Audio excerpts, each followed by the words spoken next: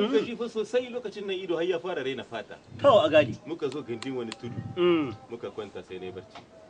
A cikin barcin nan na ce maka na ran sai da Allah da ya talito ni. Su gisa tumir na ilhazab. Cikin kwanan nan nayi wani mafarki na ce sai na zo ka fasara ba. Yanzu ku a gadi. Ai daga bisa elim rakumi wannan amali babba. Fado bum mutuwa ce za ka yi.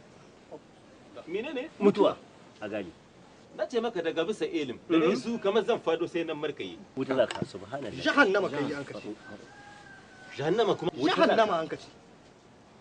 Wuta za ka. Ai baka san kakan da ta kare ba ko baka bari ba na kare. Kare ga sai na surmi wata gaushen wuyar rakumi. Kama kali. Ta ɓaci talauci. Amma da duka ƙarar rashi. Za su kare. Raƙuma sun ƙare. Sai a kuma talagabi. Daga mutuwa sai jahannama sai kai ya wala ga wannan mafarki ni ban ma yi ta ba.